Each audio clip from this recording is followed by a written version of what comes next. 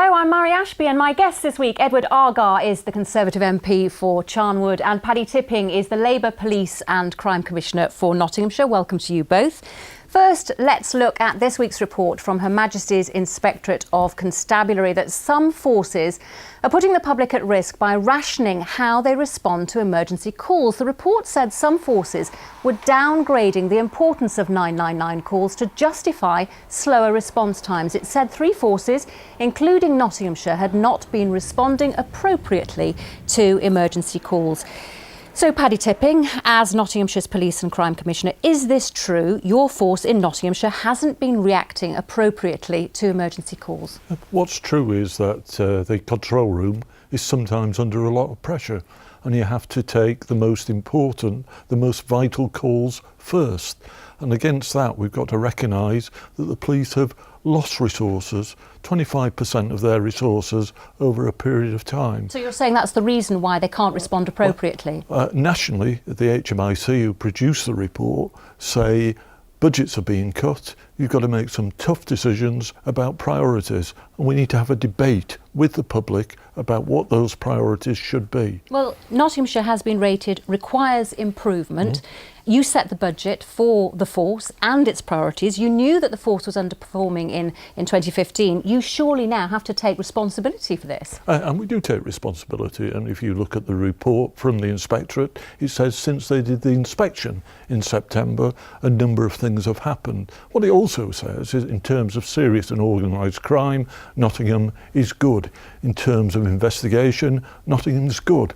What it says on the front page is that during the period HMIC were doing the report, crime went down in Nottinghamshire by 6.3%, but it went up in the rest of the country by 7.8%. I think that's a good headline. OK, well, Edward Argar, the Inspectorate, said that British policing was in a perilous state and that it said it was a consequence of rationing of services because of cuts. Your government says that police spending is protected, but it comes, let's face it, after 5 years of deep cuts.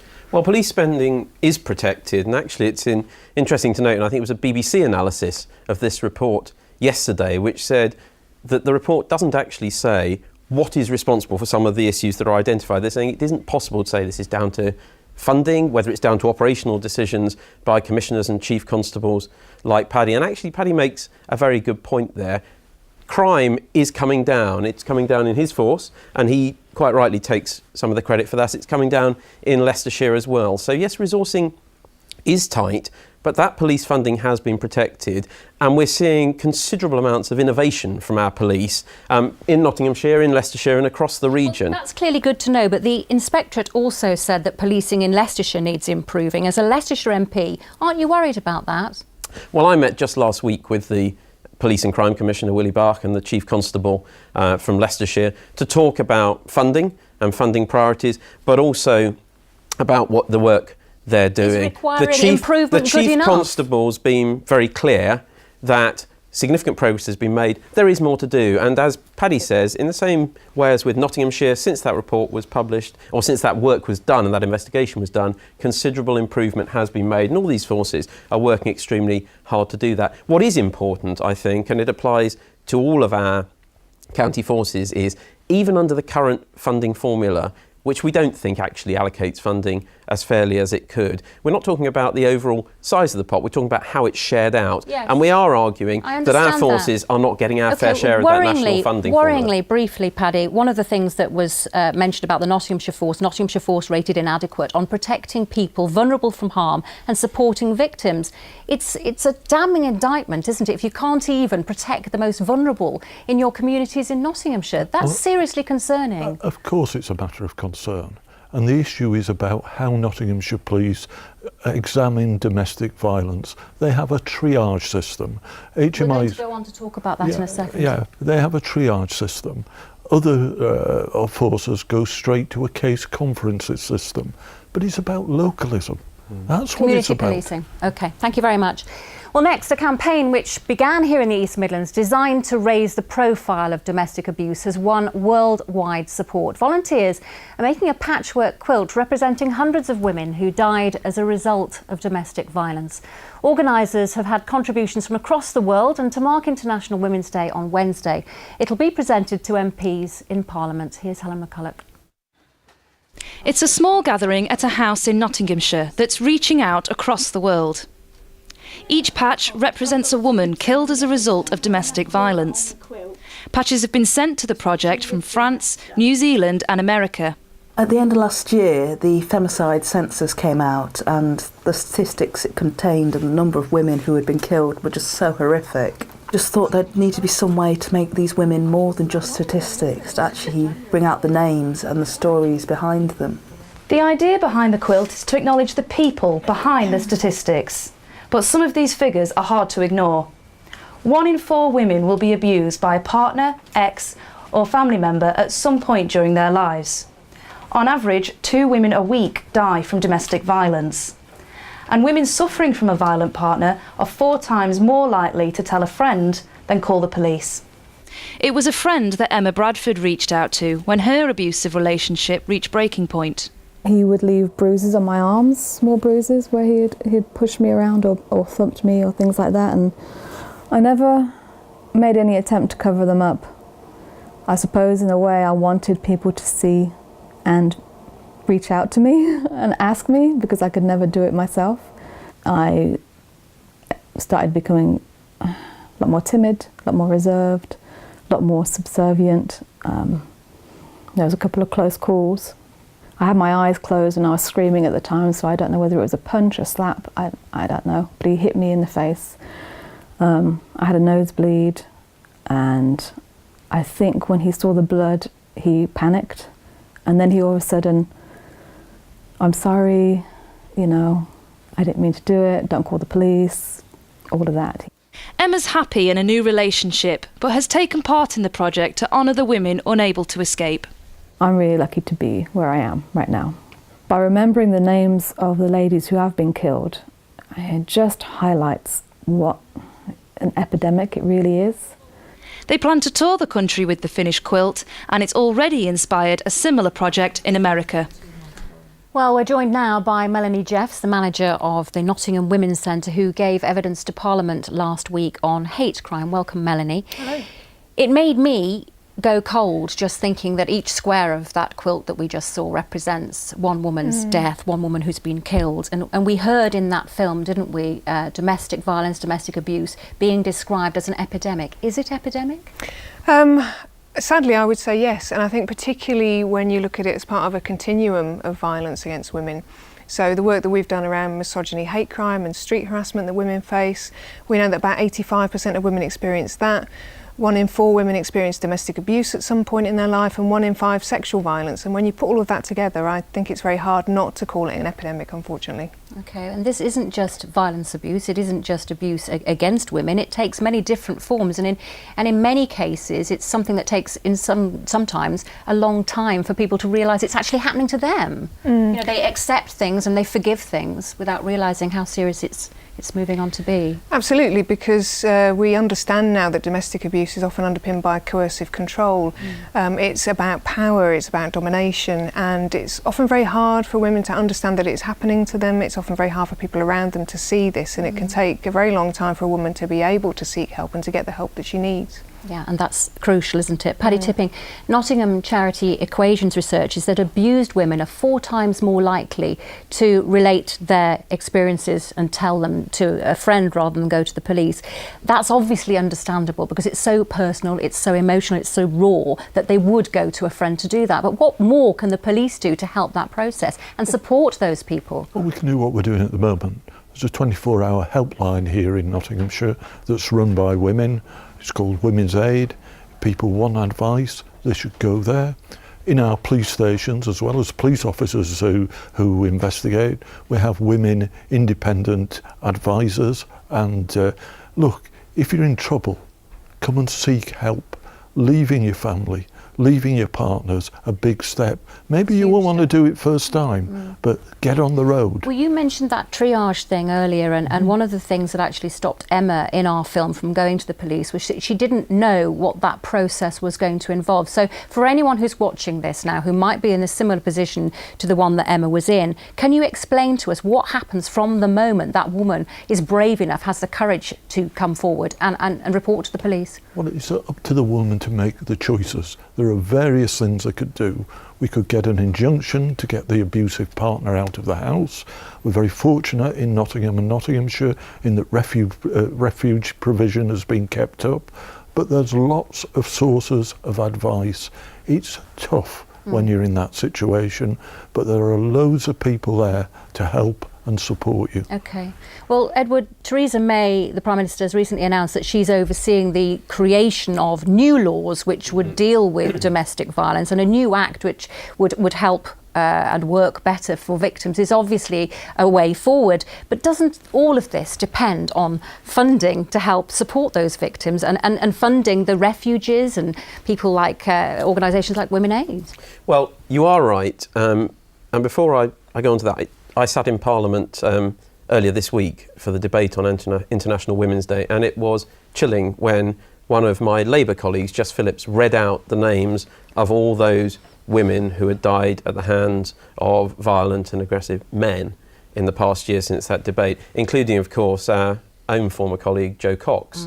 And it was absolutely chilling. I think Mel's absolutely right to highlight the scale of the challenge here. But it all does it doesn't depend on funding, doesn't it? It doesn't all depend on funding. You're right to highlight Theresa May, the Prime Minister's work on this, both as Home Secretary and as Prime Minister. I think the Chief Executive of Refuge highlighted that for Theresa May this is a hugely personal and important issue and priority, and it has been. She, as Home Secretary, oversaw new legislation around controlling and coercive behaviour. And again, Mel's right, violence isn't just physical, it's mental as well. In terms of the funding, you are right, that plays a part, and we've now got relatively recently announced increased funding for this, up to I think around 80 million now in total. But equally, it's about reporting it, it's about tackling it, and Paddy touched on that, and there's a lot of work being done by the police in this area. Melanie, you manage a women's centre. Are you getting enough funding?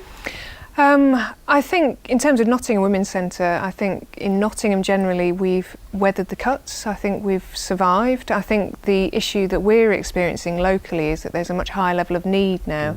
So even though funding remains steady, what we're seeing is women coming in with much more complex issues, a lot more issues around mental health. So the need is higher, and therefore the amount of resources that we need to put into supporting women is also increased, but the funding doesn't always follow. I think it's really encouraging that there's going to be an injection of £100,000 into Nottingham soon to help organisations like Women's Aid to deliver services to those kind of complex cases. Do you feel that politicians generally across the board are taking this issue much more seriously? I mean, we described it earlier as you described it as an epidemic. You know, are they taking it more seriously? I think there's certainly a growing recognition of the need to take this seriously. I think one of the issues is I think just generally the public awareness is still quite low, and I think that when there are murders of women, the way that it's often reported in the press means that people don't see it as part of a pattern. We don't always join the dots. They're described as isolated incidents, and it's only when you hear someone like Jess Phillips read out all the names in Parliament that you start to see actually these are connected and they're coming from the same source. It's coming from that power and control. And for a woman to leave is very difficult and can be very dangerous, and we need people to understand that. Melanie Jeffs, thanks very much indeed for coming into the studio. And if you've been affected by any of the issues that we've been discussing, you can find help and advice at the BBC's Action Line. That's bbc.co.uk/Action Line. And that quilt with the names of the victims of domestic violence is being taken to Parliament, as we said, on Wednesday. But as well as being International Women's Day, there's also the small matter of a budget to be unveiled on that day too. So what will be in that for the East Midlands, and what would you want to see? Well, we asked two people from different sides of the industrial divide to give us their opinion. I'm Natalie Gasson from the Federation of Small Businesses Nottinghamshire and Derbyshire region. If I were Chancellor, I would deliver a pro-business budget to help boost businesses in the East Midlands. I'm here today to meet one of our members, Steve Digver, who's leading the way. Yes, the immediate thing that's happening in this year for a lot of small businesses is the workplace pension. Absolutely. Businesses are facing a triple hit currently with national insurance contributions, the national living wage and auto-enrolment. My name is Lee Bown and I'm the Midlands Regional Secretary for the TUC. And if I was Chancellor, my priorities for this budget would be rebalancing our economy to make sure that it worked for you. There's wealth creation without a shadow of a doubt, but it's in very limited places. And here in the East Midlands, for instance, we're lagging way behind. An economic strategy we see as important and essential for the future strength of the economy as far as the East Midlands is concerned, and it's to make sure that the economic growth benefits every region of the country and not just London and the South East. If I was Chancellor, the first thing I would do is tackle the rising costs of employment. Currently, as it stands, the average business is set to see these rise by £2,600. Infrastructure is essential. The electrification of the Middle and Main Line is absolutely key and is long overdue. And also the skills agenda has got to be addressed to make sure that we can have companies and large employers like Toyota stay in the region following Brexit. The East Midlands is a low-skill economy based on insecure work. We've got to make sure that the jobs that come to this region are high-skilled jobs, and we've got the workforce to match that. If we're going to be world beaters, we need more businesses to take advantage of opportunities which come out of research and development. If I was Chancellor, I would make sure more businesses were aware of government schemes such as the research and development tax credits opportunities. For the next part of our budget, we'd follow through on the commitment to having workers on boards. It was a commitment that was made by the Prime Minister very early. At the moment, to get the best in the boardroom, you pay top dollar, but it seems to get the best out of the workforce. It's 0 hours contracts, job insecurity and bogus self-employment. We don't think that's right. We don't think that's fair. And having workers on the boards would lead to better transparency to make sure that they could question such a direction that their companies took. Also in my budget box, one tax change that I would immediately like to pot is the introduction of the delay to making tax digital. Quarterly reporting should not be rolled out until businesses have a chance to understand the impacts and the cost implications. So two different views there, Edward Argar. Lee Barron was saying that the East Midlands has a low wage economy. Will the Chancellor be doing anything to bring in higher paid jobs? Well, I think we've already seen significant progress made. We've had the national living wage under the previous Chancellor, and in the East Midlands we've seen, I think, 188,000 new jobs created since 2010, I think. What kind of jobs though? Are these they all well, I think high wage jobs? Exactly. You've got 2.8 million new jobs created since 2010 across the country. Of those, 75% are full-time permanent jobs.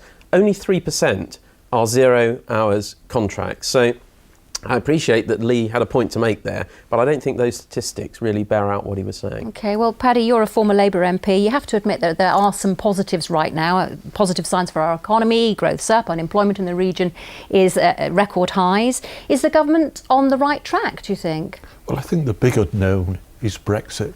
This is the first budget since the referendum, and although there's some signs of success, there are signs of weakness too. The strength of the pound, for example, inflation increasing. We also talked about public services, funding for the police. Here in Nottingham, A&E is in crisis. But the big issue is around social care, and the Chancellor's made some extra money available.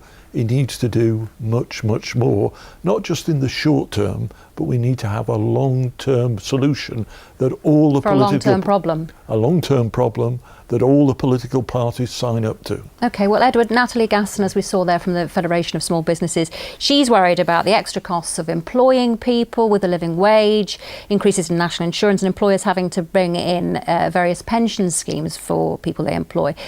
Doesn't really sound like a very business-friendly government, does it? Well, we've seen under the government from 2010, we've seen, for example, very, very strong business-friendly measures. For example, the reduction in corporation tax from that high when elected in 2010 of 28% down to 20%, and by 2020 it'll be down to 17%.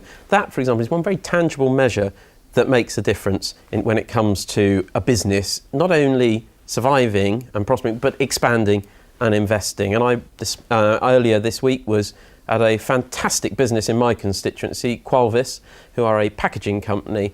They employ over 100 people and are looking to employ more. They're a real success story, and there are many of those across the East Midlands. OK, so Paddy, what would you like to see in this budget, apart from, of course, rises for police budgets? What I'd like to see is the business of zero wages contract sorted out.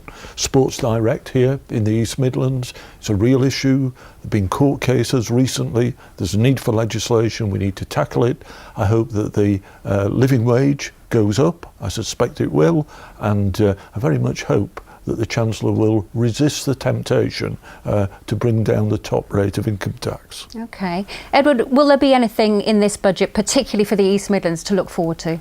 Well, I think what we've seen in all budgets are measures that support the East Midlands engine, the sort of industry, the sort of growth we have here. It's a difficult balance in any budget. We've got to remember we've brought down the budget deficit from the over 10% we inherited in 2010 to 3.5% now, but it still means we're spending more as a country than we're bringing in tax, and we need to balance getting that deficit down further, and I think the Chancellor's approach thus far, and the previous Chancellor, is right in doing that in a measured way, whilst also encouraging and stimulating business. And Paddy is absolutely right when he talks about one of the big issues we need to work across party to address in the long term social care. OK.